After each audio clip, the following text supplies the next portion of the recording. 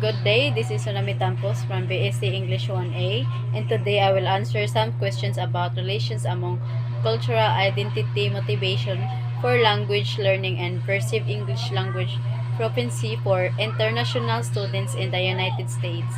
So, for me to start, number one question is, what are the issues presented in the study?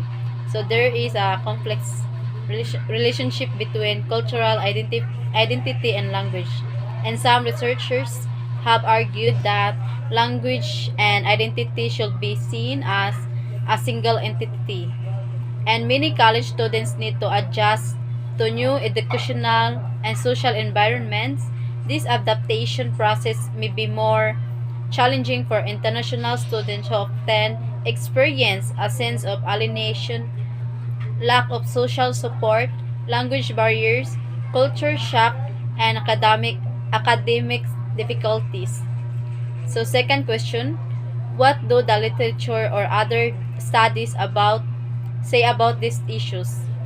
So Muhammad and Izzat Pana and also Zhang and others suggested that cultural identity was negatively related to or inhibited language learning.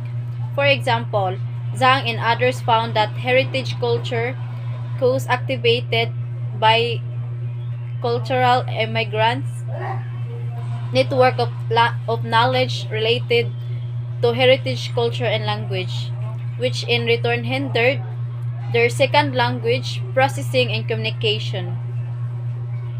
One explanation is that increasing competence in L2 may pose a threat to identification with the heritage culture. Similarly, several studies showed that immigrants and international students with stronger heritage identify we were more sensitive to stigma or threats related to their heritage cultures, which may negatively impact motivation to practice the L2. And the third question is, how was the study conducted and interpreted?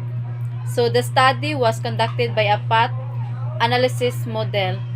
Path analysis was used to test relations among cultural identity, language learning motivation, and English proficiency. The result of the path analysis model indicated a good model fit. So the fourth question is, what are the findings, implications, and conclusions to the study? So the finding indicate that L2 learning motivation meditated the relations between ethnic and American, so the identification in English proficiency.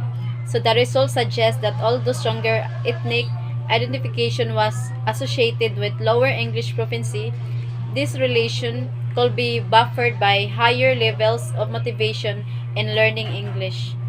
So American identification was less predictive of language-related variables than ethnic identification.